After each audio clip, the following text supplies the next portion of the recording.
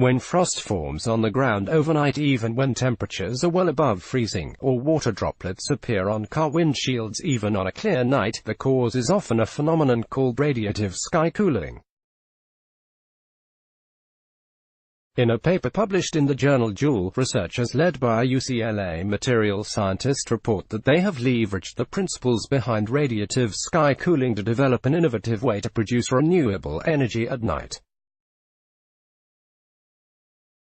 The approach could be adapted into a low-cost technology that could eventually be a boon for the more than 1 billion people around the world who, according to the International Energy Agency, lack reliable access to electricity. The concept could be used as a standalone technology or work in combination with solar energy to produce electricity throughout the day and night. Radiative sky cooling is a natural phenomenon in which a surface that faces the sky ejects its heat into the air as thermal radiation. Some of that heat eventually rises to the upper atmosphere and then into colder reaches of space. This effect occurs naturally all the time, especially on clear nights, said Aswath Raman, an assistant professor of materials science and engineering at the UCLA Samueli School of Engineering who led the study.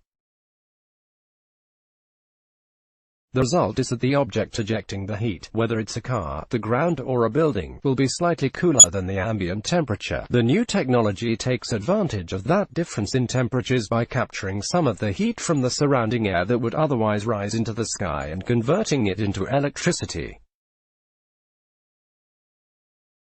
The researchers developed a simple and inexpensive device to demonstrate the technology. All of the parts used in the experiment were purchased at hardware and electronic supply stores for a total cost of less than $30. The setup, arranged on the roof of a building, included an aluminum disc that was painted black on one side, which faced the sky. The researchers used the disc to radiate the heat being given off by the surrounding air. A thermoelectric generator, a device that produces electric voltage in response to a temperature difference, then converted that heat into electricity.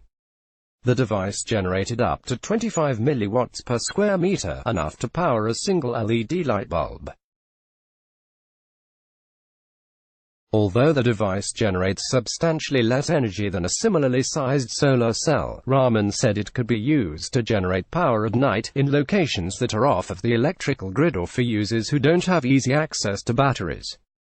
Raman said the technology could be improved with better components, and that it could potentially generate as much as 0.5 watts per square meter, about 20 times more than the device the researchers demonstrated, especially in hot, dry climates where the radiative cooling effect is the strongest.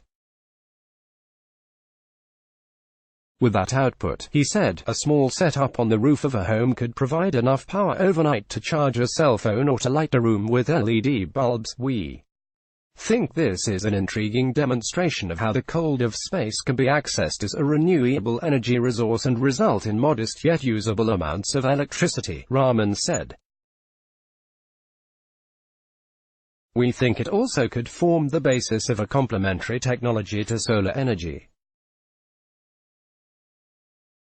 While the power output will always be substantially lower than that of solar devices, this new technology can operate at hours when solar cells cannot, the study's other authors are Whaley, a postdoctoral scholar, and Shanwei Fan, a professor of electrical engineering, both at Stanford.